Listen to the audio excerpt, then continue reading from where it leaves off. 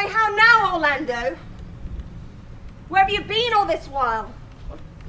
You, a lover. And you serve me such another trick. Never come in my sight more. My fair Rosalind, I come within an hour of my promise. Break an hour's promise in love. He that would divide a minute into 1,000 parts and break but 1,000 parts of a minute in the affairs of love, it may be said of him that Cupid hath clapped him over the shoulder, but I warrant him not all. Pardon me, dear Rosalind. Nay, and you be so tardy.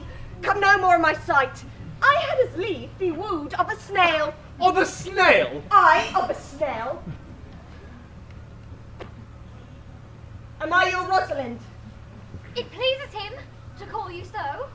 Come, woo me, for now I am in a holiday humor and like enough to consent. What would you say to me now, and I were your very, very Rosalind? I would kiss before I spoke. Ah. Oh, nay, you better speak first if I were your mistress. Oh, I should think my honesty ranker than my wit. Am not I your Rosalind? I take some joy to say you are, for I would be talking of her. Well, in her person I say I will not have you. Then in mine own person, I die. No, babe, die by attorney. The poor world is almost 6,000 years old, and in all that time there was not any man died in his own person by illicit in a love course. Troilus had his brains dashed out with a Grecian club, yet he did what he could to die before. And he is one of the patterns of love. Leander, he would have lived many a fair year, though Hero had turned none.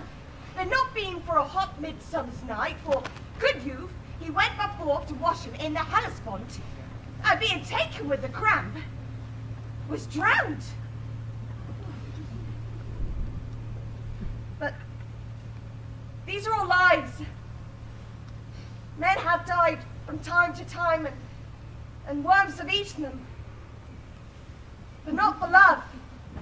I would not have my right Rosalind of this mind, for I protest her frown might kill me. By this hand it will not kill a fly.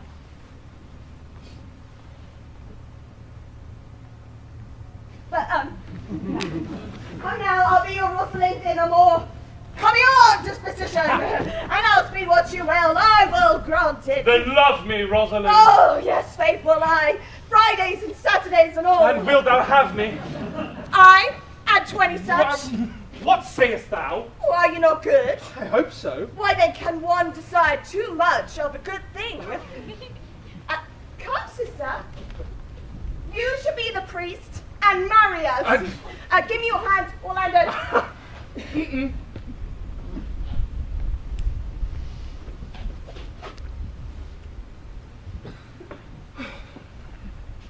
What do you say, sister? Pray thee, marry us. I cannot say the word. You must begin. Will you, Orlando? Go to.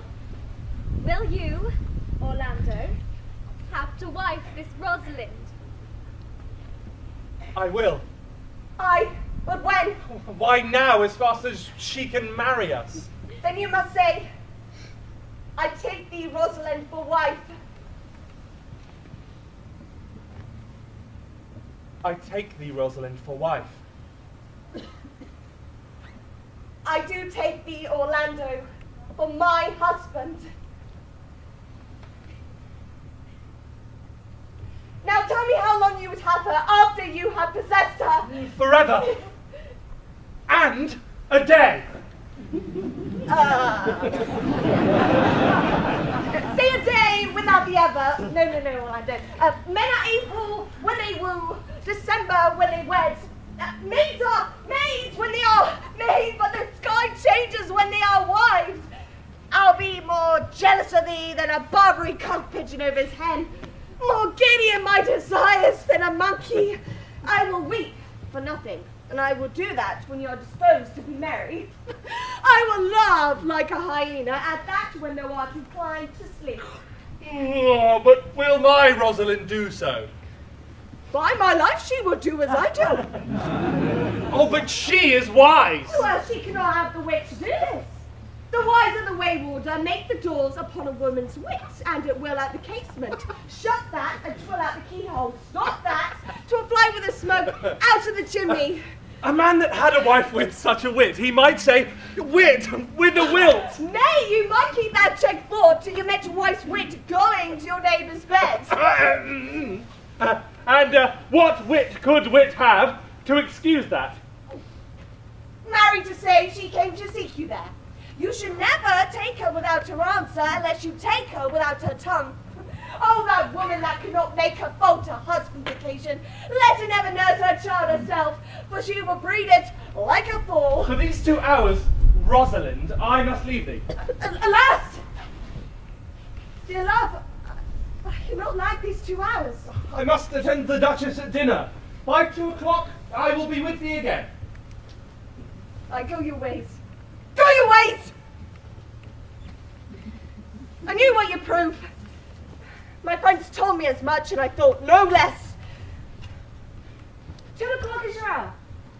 By my troth, if you come 1 minute behind your hour, I would think you the most pathetical break promise, and the most hollow lover, and the most unworthy of her you call Rosalind. That may be chosen of the gross band of the unfaithful. Therefore beware my censure, and keep your promise.